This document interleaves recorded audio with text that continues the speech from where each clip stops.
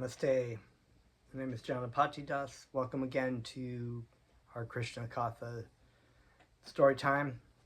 Please accept my respects, everyone.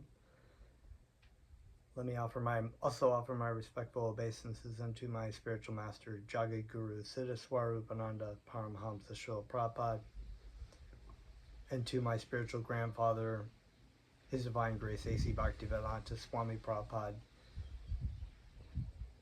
We are going to continue with the chapter entitled The Prayers by the Personified Vedas.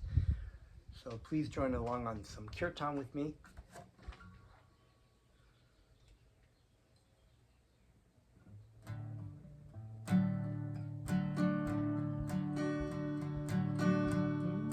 Namo Siddha Swarupananda Paramhamsa Namine Swarupaya Radha Krishna Prasthayate. Sorry, I got a little bit of a buzz in my guitar. Namo Siddha Swarupananda Paramahamsa Namine Gaurakaruna Swarupaya Radha Krishna Bhaja Shri Krishna Chaitanya Prabhu Nityananda Shri Advaita Gadadhar Shri Vasudeva Bhaktivinoda Bhaja Shri Krishna Chaitanya Prabhu Nityananda Shri Advaita Bhaktivinoda Ali Paul Nitako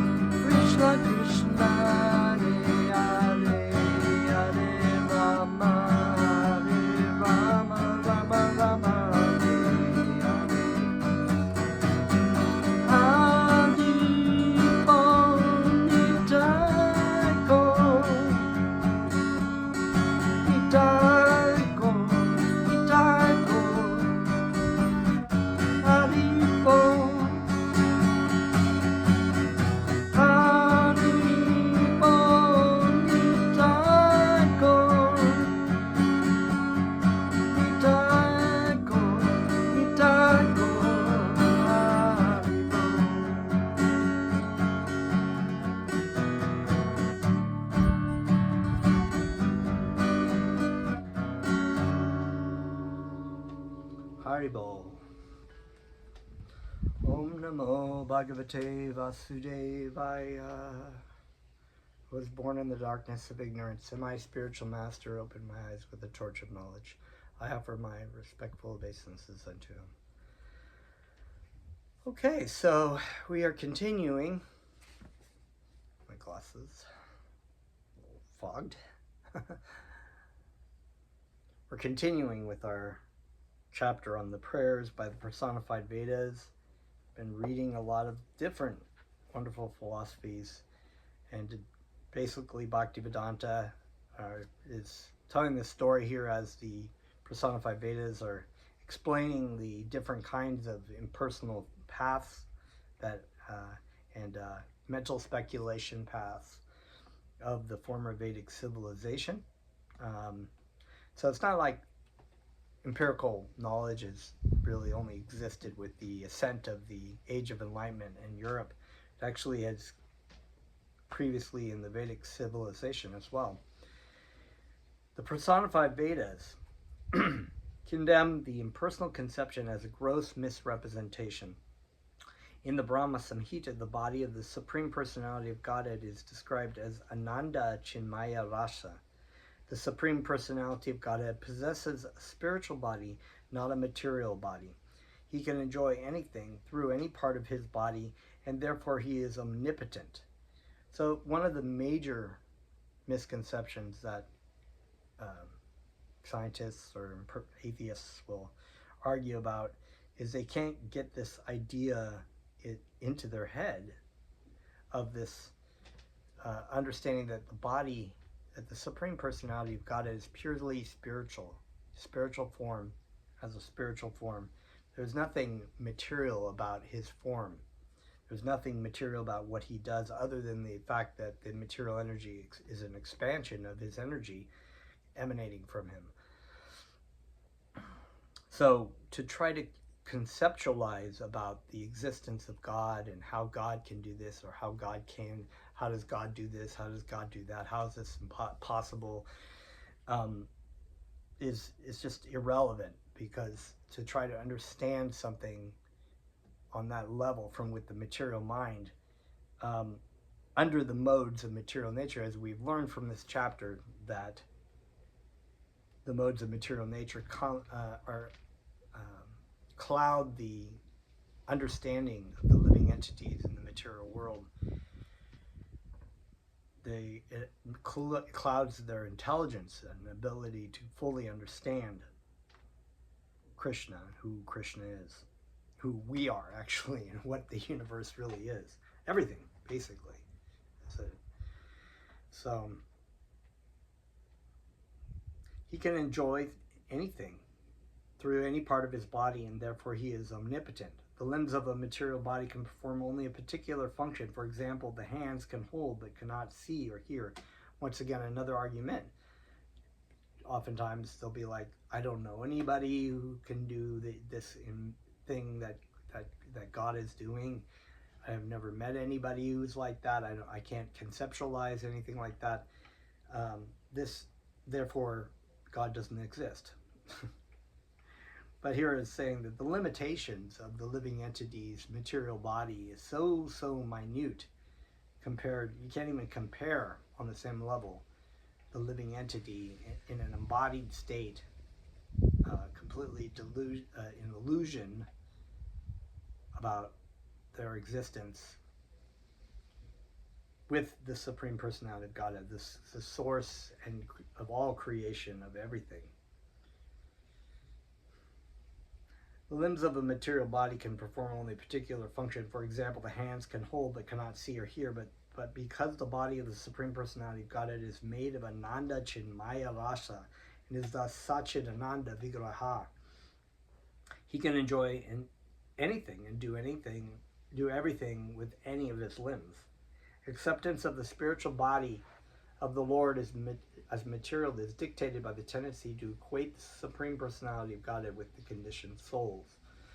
The conditioned soul has a material body. Therefore, if a God also has a material body, then the impersonalistic theory that the Supreme Personality of God and the living entity are one and the same can be very easily propagated.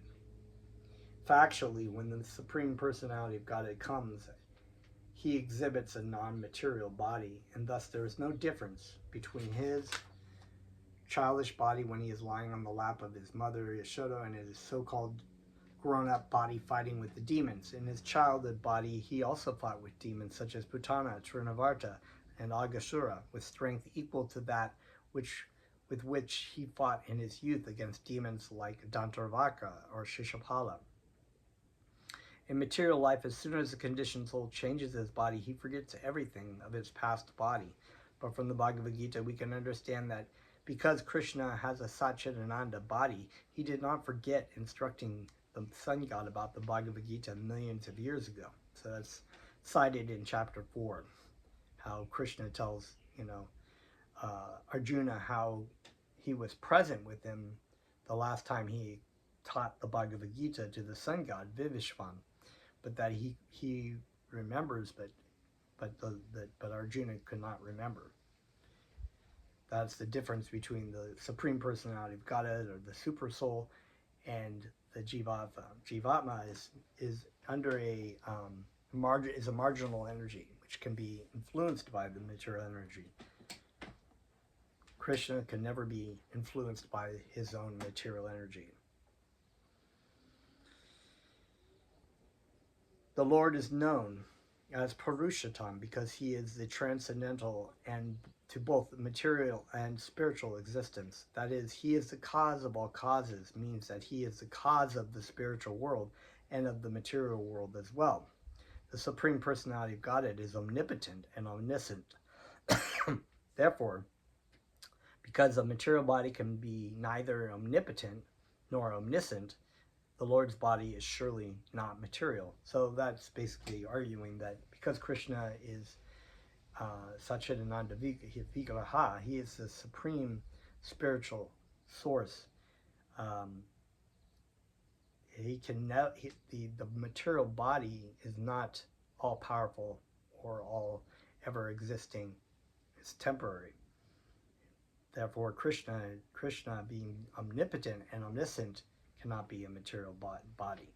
The Mayavadi theory that personality of Godhead comes within this material world with a material body cannot be supported by any means.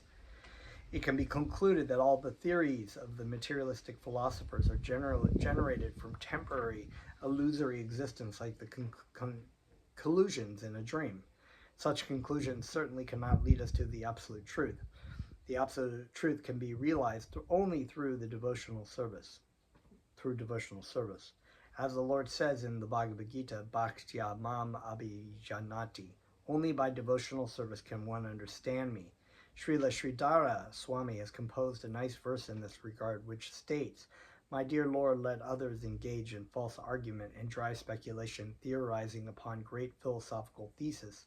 Let them loiter in the darkness of ignorance and illusion, falsely enjoying as if very learned scholars, although they are without knowledge of the Supreme Personality of Godhead. As far as I'm concerned, I wish to be liberated simply by chanting the holy names of the all-beautiful Supreme Personality of Godhead, Madhava, Vamana, Trinayana, Shankarshan, Shripati, Govinda. Simply by chanting your transcendental names, O Madhupati, let me become free from the contamination of this material existence." And so, great so-called scholars sometimes and philosophers are so puffed up, and they're completely deluded by the material energy, in which they think my great brain power, my great ability to philosophize about the existence of the universe makes me so powerful and so amazing that you look to people who are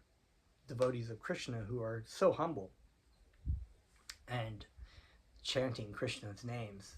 They used to be, during Lord Chaitanya's time, the Brahmanas, sometimes these I'm trying to think of the name of it, but actually the Brahmanas were very puffed up with their existence as being powerful material positions in society, used to be envious of Lord Chaitanya and his followers, and they used to mock mock them, thinking, oh, these fanatical fools, they're just chanting, chanting, chanting. They don't have the brain power, the ability. But that's completely not true at all, actually.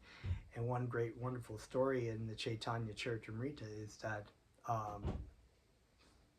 this is understood that there was Prakashananda Saraswati, who was a great impersonalist, um, had heard about Lord Chaitanya, and he was one of these people, and his followers. He had all these disciples, and he was very puffed up and used to kind of like even ask Lord Chaitanya, because there was a story of Lord Chaitanya, and Lord Chaitanya, being very humble, came and sat on the floor by where people wash their feet. He said, I'm not worthy to be in the same level as you, to these impersonalists. But Prakashananda actually saw his illumination. He had a little bit of vision to be able to see that this was not any ordinary person. So he took Lord Chaitanya by the hand, and that actual touching of Lord Chaitanya purified quite a bit of his enviousness of Lord Chaitanya, and took him up to them. And he was even asked Lord Chaitanya, why do you chant Krishna's names like a bunch of fanatics? And he said, my spiritual master instructed that I was too dull and stupid to study the Vedanta Sutras, so therefore I should chant Krishna's names. What I found is that by chanting Krishna's names, I became like a madman, and couldn't get enough of it. It was so amazing. It made me cry and weep, and when I told my spiritual master that, he smiled and was very happy. But then he went about and he illuminated all the impersonalist Mayavadis there about the real truth of the Vedanta Sutras. So he was able to defeat them because they were actually attracted to him, and they had been purified by being in the presence of him, so they could actually hear a little bit.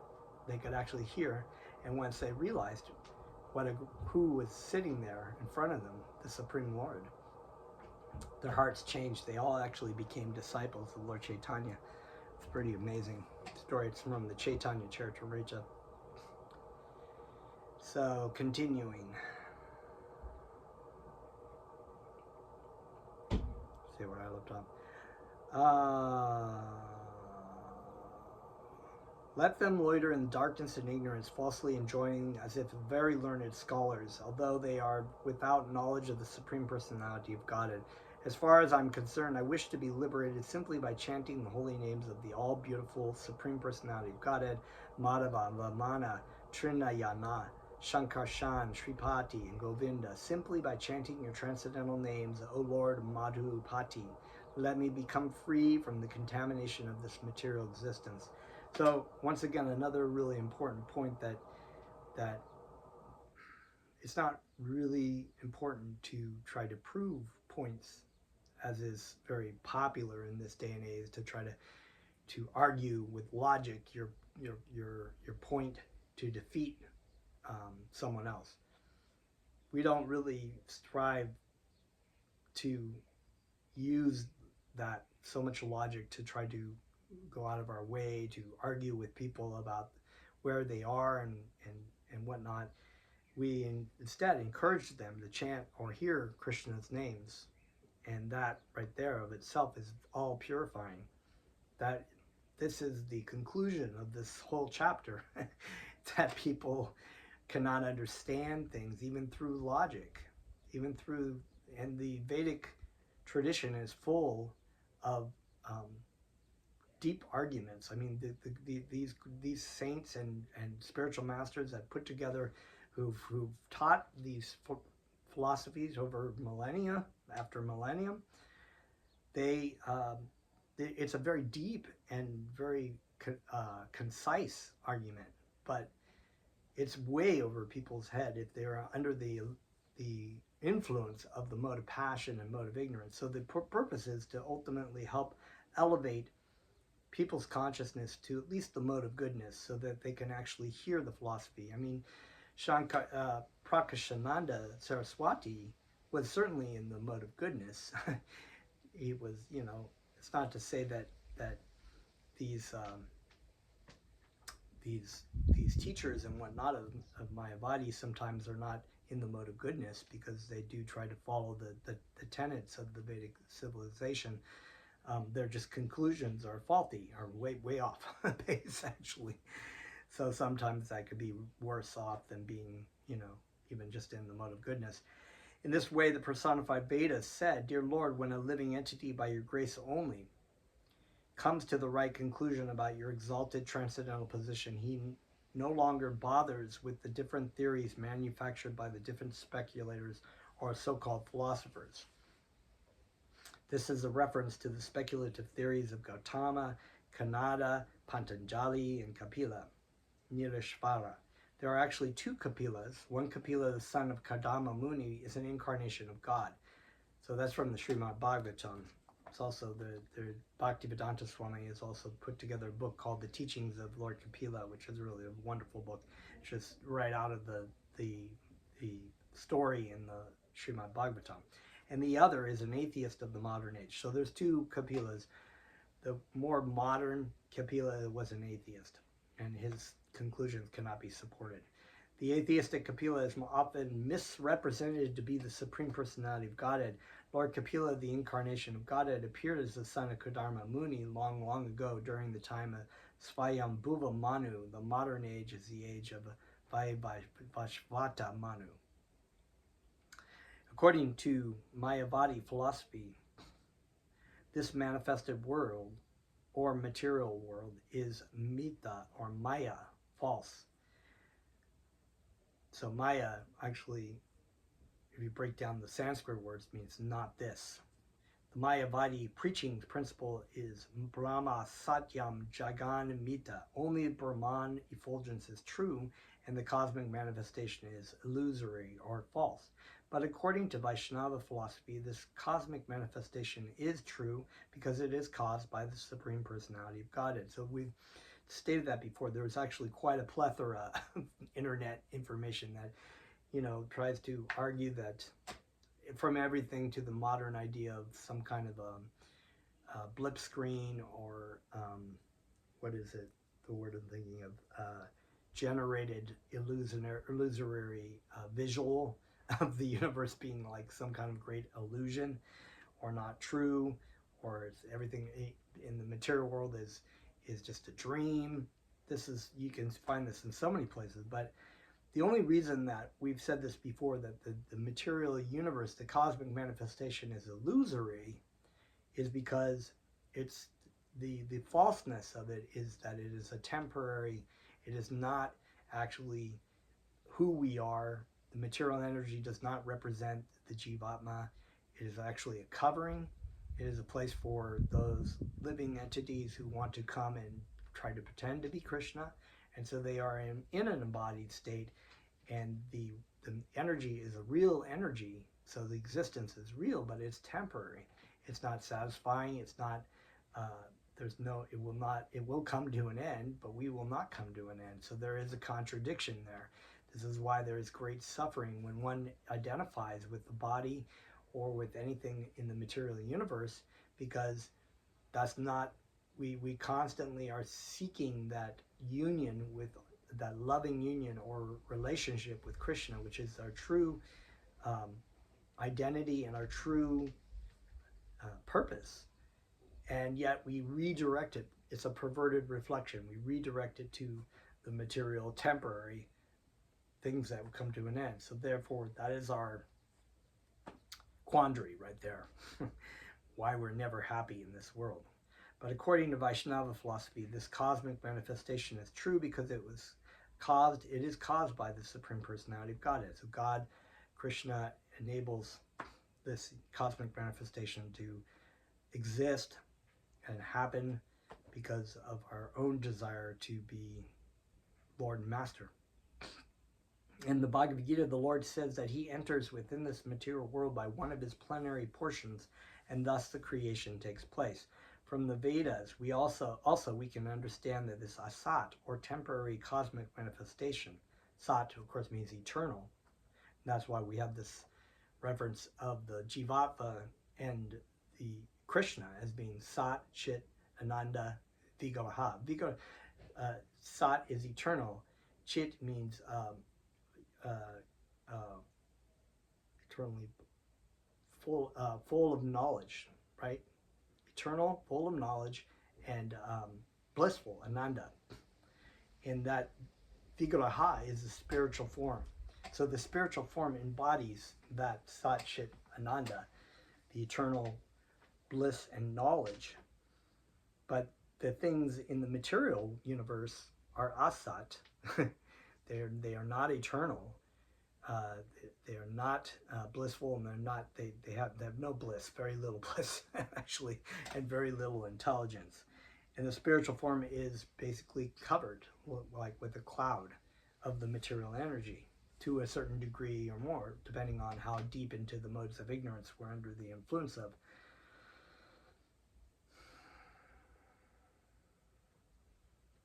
But I read that. Okay, so in the Bhagavad Gita, the Lord says that he enters within this material world by one of his plenary portions, and thus the creation takes place. That from the Vedas also we can understand that this asat, or temporary cosmic manifestation, is an emanation from the supreme sat, or fact. From the Vedanta Sutra, it is also it is understood that everything has emanated from the supreme Brahman.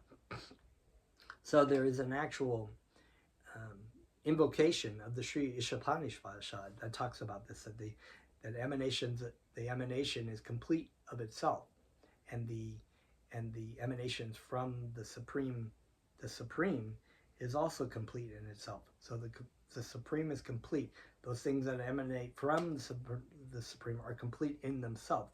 So that means that the material universe is perfect in what it is striving out to do.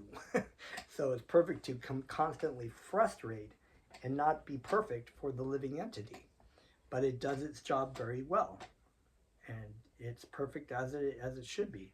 So oftentimes people will say, why is the world not perfect? The world is not perfect because this is not our home. This is not our world. We constantly identify with those things that are temporary, those things that are not us, that are asat. And this is our problem. This is why everything appears to be not perfect. But the devotee of Krishna, the sober person, the dhiras, they do not, they understand what the universe is for. They're not affected by one means or another. Something good happens, okay, they're not like, woo! There's something bad happens, they're not like, ooh. Winter and summer seasons, as it's described in the Bhagavad Gita, the winters and summer seasons happen. Sometimes it's cold, sometimes it's hot, sometimes it's unpleasant, sometimes it's pleasant. From a material point of view, you take an even keel. And as my spiritual master said, everything of great importance in the material universe can be understood from the lessons learned on the playground. So you have the seesaw, right? The seesaw does this, sometimes you go up on one side, but eventually it'll go down because the other person has to go up. So sometimes you're up and you're like, whoa, whoa, whoa, I'm up, and then you're going down and you go, no, down. But the idea is to remain under a stage of equilibrium. Always chant Krishna's names. When you're happy, chant Krishna's names. When you're sad, chant Krishna's names. And always keep that even keel, that understand that this world is not my home. This is a temporary stopover here. My purpose is to recultivate my loving relationship with Krishna, to spend my time, use my mind, use my senses, use my everything in the service of Krishna. And therefore, I go back to Krishna at the end of this world. So that's a very important point. Therefore, the Vaishnavas do not take this cosmic manifestation to be false, because the Supreme Personality of Godhead has entered this cosmic manifestation in the form of this plenary expansion and caused the creation. The Vaishnava philosophers see everything in this material world in relationship with the Supreme Lord. Very simple point, everything is for Krishna, right? It's not for our pleasure, it is Krishna. Krishna's, there's lots of descriptions in the Bhagavad Gita about how Krishna, the representations of Krishna, the fact that our body exists is Krishna. the ability for a digestion to happen in our body is Krishna. The fire of digestion is Krishna. Our breath is Krishna. The beautiful nature is Krishna. So everything that is there is actually because Krishna is present within the material world. Because we are also present in the material world, and we come from Krishna. The conception of the material world is very nicely explained by Srila Rupa Goswami, who says that when persons renounce the material world as illusory or false without knowing that the material world is a manifestation of the Supreme Lord, their renunciation is of no value. So yeah, you're renouncing things that, it's kind of like the analogy of the $20 bill. So we have the materialist who finds a $20 bill on the ground, and they're like, ooh, what can I use that for to enjoy? So they're looking around, they go, okay, I'm going to go spend this on myself. Then we have the renunciate, so-called renunciate yogi, who's the impersonalist, who's like, oh, I'm not going to, the material money is evil, and I'm just going to walk the other way and not get entangled in it. And then the devotee of Krishna sees the 20 and wants to return it back to Krishna, to use it in Krishna's service. This is Krishna's. I can use it in Krishna's service. So everything can be very wonderful. We can actually say, we can go out for walks and say, how beautiful this mountain range is. It reminds me of Krishna, and thinking about Krishna running up in the cowboys, running through the forest of Vrindavan, the Taliban forest, running around, chasing, having pastimes. This is so beautiful. This is, reminds me of this, Krishna's beauty. His body is being so beautiful. Everything can be centered around Krishna. By such advanced knowledge, everything becomes spiritualized. In other words, everything in the material world is already spiritual, but due to our lack of knowledge, we see things as material. So the analogy, another analogy, of course, is those things in the material world utilized, either not utilized for Krishna or utilized for our own pleasure, are like an iron rod, right? But we take that same thing and we use it in Krishna's service. It's like putting the iron in hot fire. It becomes the same, takes on the same qualities. So we offer our food as prasadam. The food itself is just material particles, but we offer it to Krishna in love and devotion. It becomes non-different than Krishna. We call it prasadam, which is known in Sanskrit, which means God's mercy, right? So it's God's mercy because it takes on the qualities of Krishna. So we can eat that prasadam and become purified, or we can share it with other people and help people elevate their consciousness out of these kinds of modes of ignorance and passion, where they cannot actually see the great illusion that they really are in, thinking that this is me, this is my life, my enjoyment is trying to fulfill my body and the extensions of my body to the best I can before I croak. This is a wonderful thing. So we can use this, our ability, the Krishna consciousness, working in Krishna's service, offering our food to Krishna as a way to not only help ourselves remind us who we are and our relationship with Krishna, but to help others, all living entities, to come back to Krishna and leave this material world. The personified Vedas presented the example that those seeking gold do not reject gold earrings, gold bangles, or anything else made of gold simply because they are shaped differently from the original gold. All living entities are part and parcel of the Supreme Lord and are qualitatively one with Him, but they are now differently shaped in 8,400,000 species of life, just like many different ornaments manufactured from the same source of gold.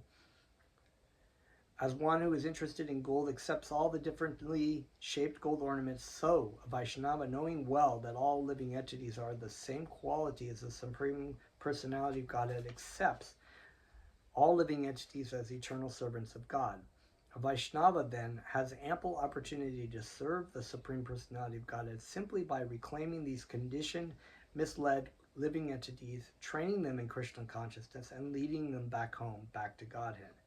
The fact is that the minds of the living entities are now agitated by the three material qualities, and the living entities are therefore transmigrating as if in dreams from one body to another.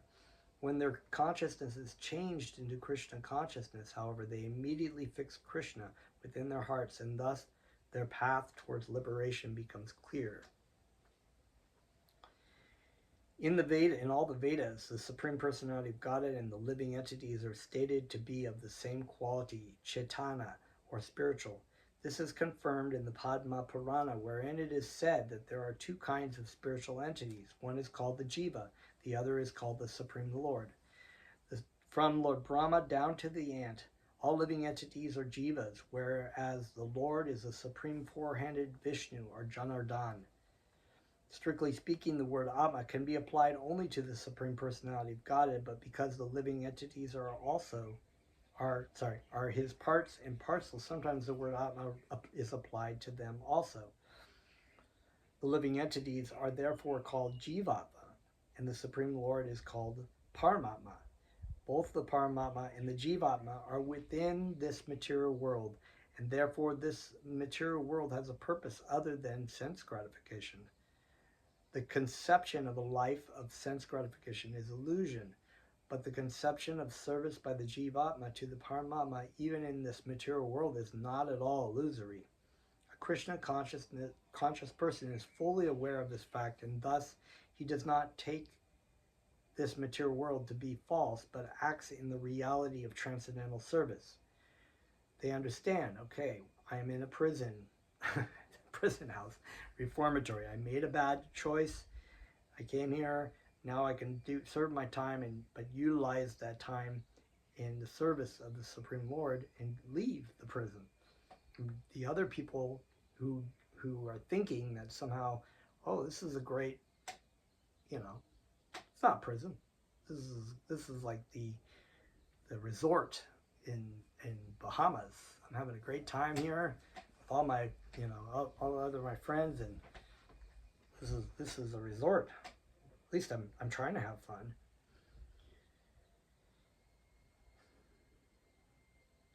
The conception of a life of sense gratification is illusion, but the conception of service by the Jivatma to the Paramatma, even in this material world, is not at all illusory. A Krishna conscious person is fully aware of this fact. And he does not take this material world to be false, but acts in the reality of transcendental service. The devotee therefore sees everything in this material world as an opportunity to serve the Lord. He does not reject anything as material, but dovetails everything in the service of the Lord. Thus, a devotee is always in the transcendental position, and everything he uses becomes spiritually purified by being used in the Lord's service. As my spiritual master would say, everything that you have, all the qualities and talents that you have in the material world, is in of themselves for your own pleasure and your own gratification as the all in all. They are a ton of zeros. You could have all these kinds of talents. You could be this PhD and this great musician and this great artist and this great business person, and you have all this talent and you're great with these people and you can do this kind of thing, and you have all these skills, and you've got your own YouTube channel, and you make so much money off that YouTube channel. But if it's all done for yourself, it's just a ton of zeros. But then you put Krishna in front of that, and Krishna becomes the source of everything that you have a talent for, you use for the service of Krishna. Then the power of that one, the power of one, that is the real power of one, right? The power of one makes the value of everything that you have super valuable. But before, it's just a zero. Sridhar Swami has composed a nice verse in this regard. I worship the Supreme Personality of Godhead, who is always manifested as reality even within this material world, which is considered by some to be false. The conception of the falsity of this material world is due to a lack of knowledge, but a person advanced in Krishna consciousness sees the Supreme Personality of Godhead in everything. This is actual realization of the Vedic aphorism, Sarvam Kal Vedam Brahma. Everything is Brahman. So, yeah. And you can find this a lot now, especially with the introduction of internet. Just the craziest, new agey kind of like bonker things, like just when people believe that somehow or other the material world is a dream and this is a sleep, and that it, or just I I don't know what to say about that. It's just like it's all over the place. It's very real. It is a very real thing. You get hit by a car, that's a real thing. It's not some kind of dream. The personified Vedas continue. Dear Lord, less intelligent men take to other ways of self-realization, but actually there is no chance of becoming purified from material contamination or of stopping the repeated cycle of birth and death unless one is a thoroughly pure devotee. Dear Lord, everything rests on your different potencies, and everyone is supported by you, as stated in the Vedas. Eko bahunam yo vidadyati kaman. Therefore, your Lordship is the supporter and maintainer of all living entities. That's why Krishna says in the Bhagavad Gita that everything rests upon me as pearls on a string, right? The whole universe. Everyone is supported by you, and you are also situated in everyone's heart. In other words, you are the root of the whole creation. Therefore, those who engage in your devotional service without deviation, who always worship you, actually pour water on the root of the universal tree. By devotional service, therefore, one satisfies not only the personality of Godhead, but also all others, because everyone is maintained and supported by him. So it's not even that if you're not following Krishna, even if you're an atheist, you're constantly supported, and everything that you have, your ability to breathe, the ability to exist as a jivatma, is all because of Krishna. Because a devotee understands the all-pervasive feature of the Supreme Personality of Godhead, he is the most practical philanthropist and altruist. Such pure devotees, though thoroughly engaged in Krishna consciousness, very easily overcome the cycle of birth and death, and they as much as jump over the head of death. So, really important point that the devotee of Krishna is actually the greatest philanthropist and altruist.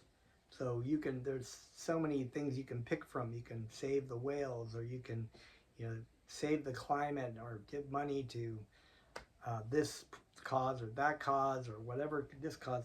But those kinds of things are just simple band-aids on problems. The true philanthropist is the one who understands who they are and tries to give people this understanding as well. This understanding will help them overcome not just the suffering of this material world, but overcome death itself, birth and death. This is the greatest service to mankind. So this is stated here that it's all pleasing to Krishna, and because Krishna is the root of all creation, it's pleasing ultimately to everyone else. A devotee is never afraid of death or changing his body.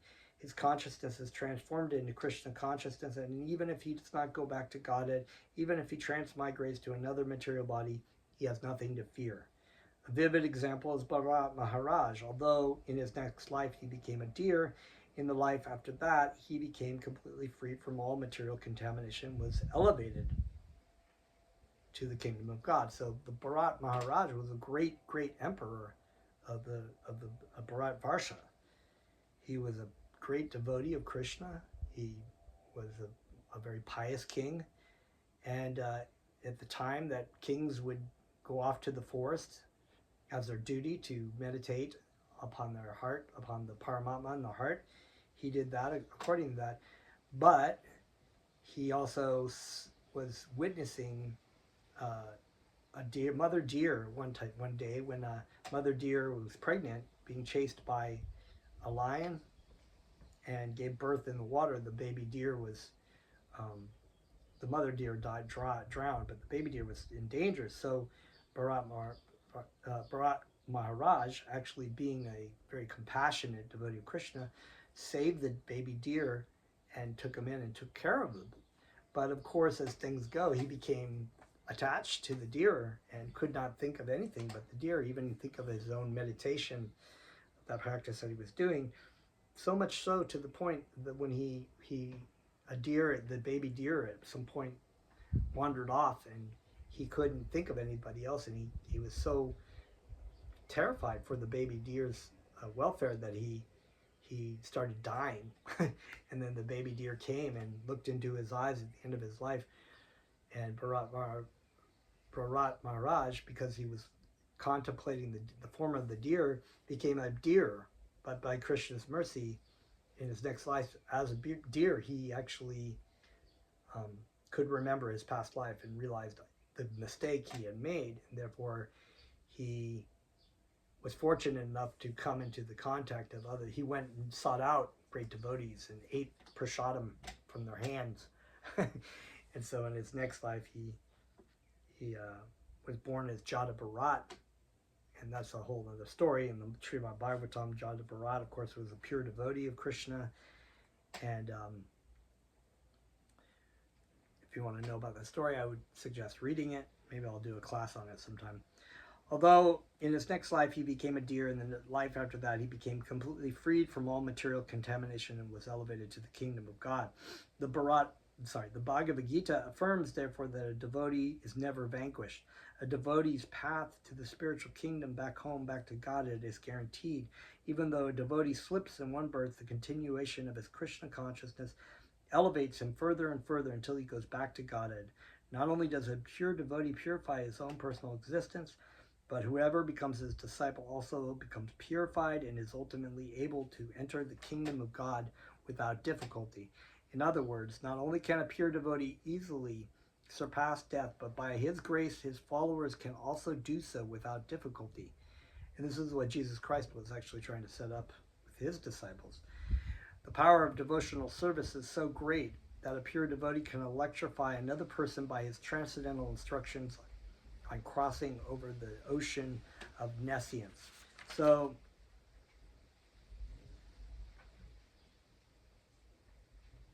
this is something that Krishna was telling Arjuna. Asked Krishna in the Bhagavad Gita, what happens to those people that don't fulfill their mission to go back to Godhead. Excuse me. And he stated that.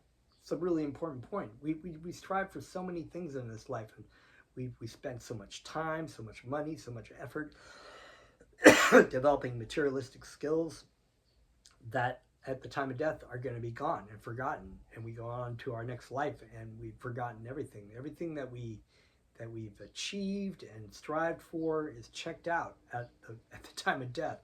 But this relationship with God, because it is an eternal spiritual relationship, it continues on. So if you've done even this much in your next life, you'll pick up wherever you go if you don't go back to Krishna.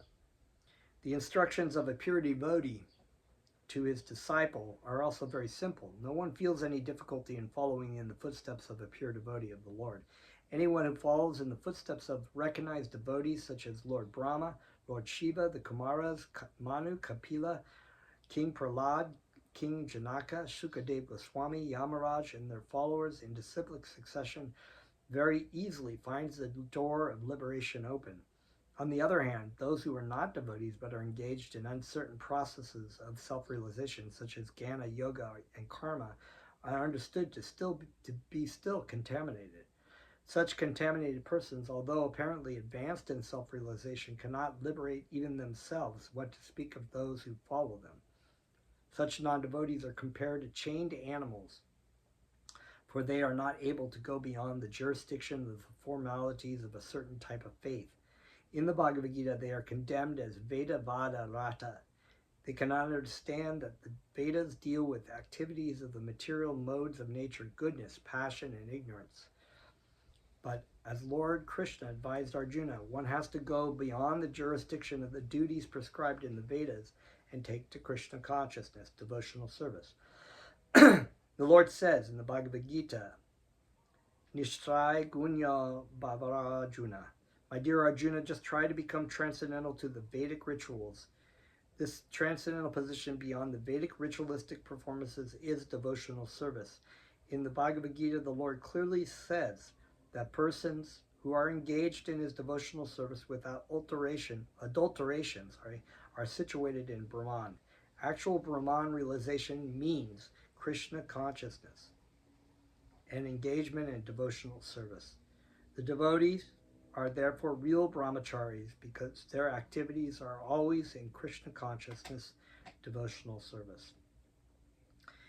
Krishna conscious movement therefore issues a supreme call to all kinds of religionists, asking them to, with great authority, to join this movement by which one can learn how to love God and thus surpass all formulas and formalities of scriptural injunction. A person who cannot overcome the jurisdiction of the stereotyped religious principles is compared to an animal chained up by his master. The purpose of all religion is to understand God and develop one's dormant love of Godhead. Let me read that again. The purpose of all religion is to understand God and develop one's dormant love of Godhead. Wow.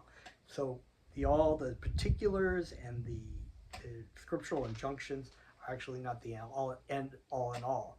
This is what actually people get caught up on. They're like, I'm a Christian because I do this, this, and this, or I'm a Muslim because I pray 5 times a day and I do this and I have to wear my hat a certain way.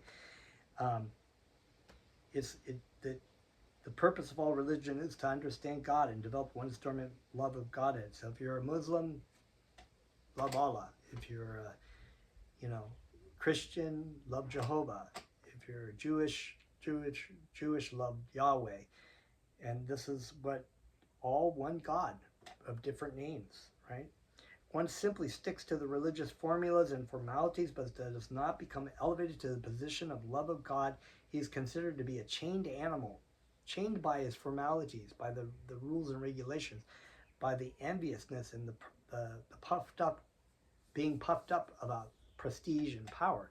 So even these great rabbis and Pharisees in Jesus's time, Jesus was trying to teach them this, but they were chained by all of the rules and regulations of Moses that were serving a different purpose so many years before with Moses and those people to elevate their consciousness, that they were like, well, we are the representatives of Moses and Abraham, and who are you? Even, they completely don't understand. They're completely lost in the mode of passion for their prestige and power. Jesus is saying, no, to love the Lord thy God, taking it right out of the freaking Torah. Love the Lord your God and love your neighbor as yourself. Taking 2 sections out of the Torah, basically summarized the whole Torah for these people, and they would not hear. In other words, if one is not in Krishna consciousness, he is not eligible for liberation from the contamination of material existence. And so we're going to stop there and pick up again next time. Thank you very much. Let's chant a little bit.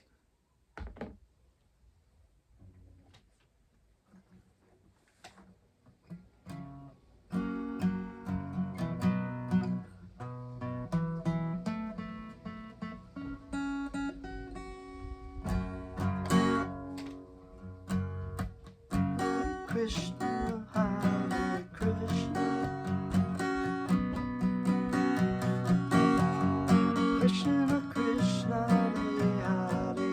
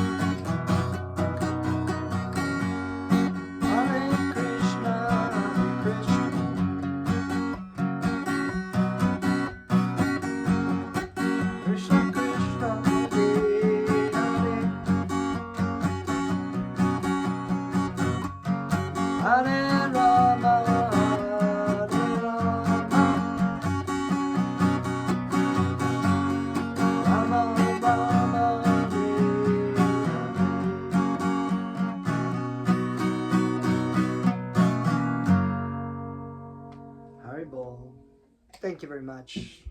We'll see you next time.